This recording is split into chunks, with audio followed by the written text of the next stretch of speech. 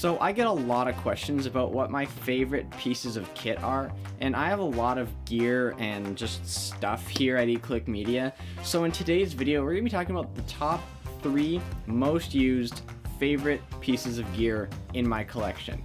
Now you might want to stick around for the last one because it might surprise you.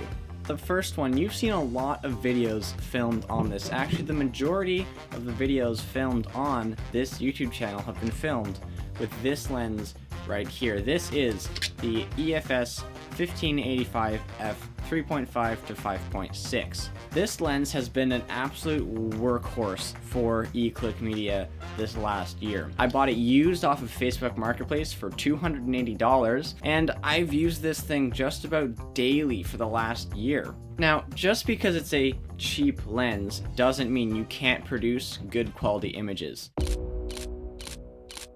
These were all taken by this lens, this used lens that cost less than $300. This lens isn't a fixed aperture, it's nothing fancy, it's a crop censored APS-C lens, and it can produce amazing product. I've shot just about every vlog on this YouTube channel with this lens right here.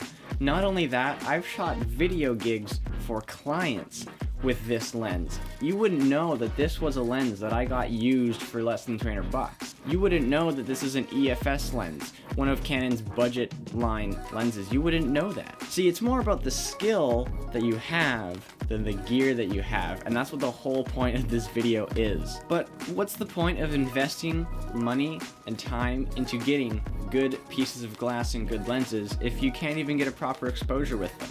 So the next product on this list are variable ND filters.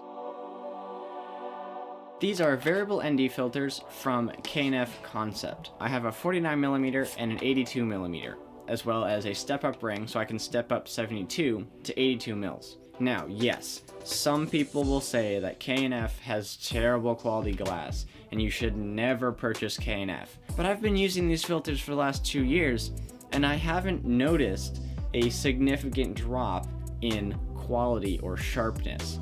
Would I recommend them? 100%. If you are on a budget and you can't afford the high-end Polar Pro variable NDs, then Canon Concept is perfect. The 82mm filter was I think $30 on Amazon, and the 49mm was I think $25. These things are very inexpensive and can be used in so many different areas. Now you might be wondering, well, why would I want or need a variable ND filter? Now, it doesn't necessarily have to be a variable ND, I just prefer to have them because then you get multiple stops of light reduction.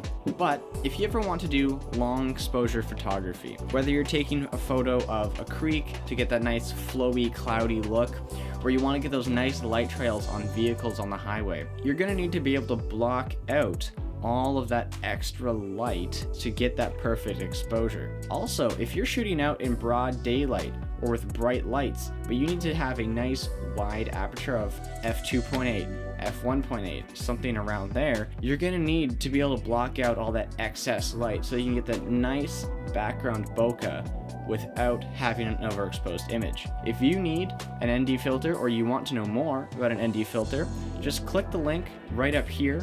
I think it's in this corner. I'm still getting used to it, but click that button there. There's going to be a little link and that'll bring you to a video I did on variable ND filters and why you need one. Having really expensive glass is nice and you can get really good images from them, but if you don't take care of them, you don't clean them, well, you're not going to get a very good image. You're going to get random dust spots on it. You're going to get scratches on your lenses that are going to affect the quality. So, take care of your lenses. And what do we do here at eClick Media to clean off our lenses? Well, we use these fun things. You might be wondering, well, what are these? These are makeup brushes. Yeah, makeup brushes. They were like $2 a piece at the dollar store. And the brushes are super soft. This is the best alternative to the lens pen product. They're considerably cheaper, they do the same thing, and you can get different sizes. As you can see here, I have a nice, thick, wide one for getting bulk, and a smaller one for more detail. Pair some makeup brushes with an air rocket, and you've got the best cleaning kit that's going to be safe for your glass on the market right now.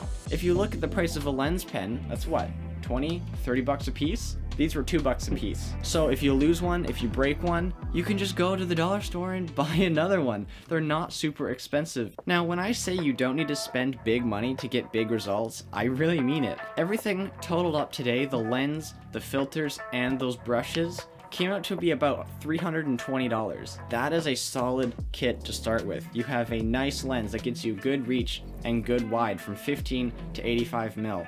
You have an ND filter that allows you to get that exposure that you need at all times, as well as some cleaning brushes to keep that lens nice and clean and free of dust. All of this stuff put together, if you treat your gear right and you understand the basics of photography and filmmaking, you can make high quality product with a low budget. If you can only take one thing away from this video, it would be that you don't need a lot of money and a large budget to get a good image. All you need to be able to do is master the basics of photography and filmmaking. If you can understand how composition, shutter speed, ISO, aperture, and audio lighting works, you will be able to produce high quality image on a low budget. Everything I'm using right now was very inexpensive. The lamp to my right was found on the side of the road for free.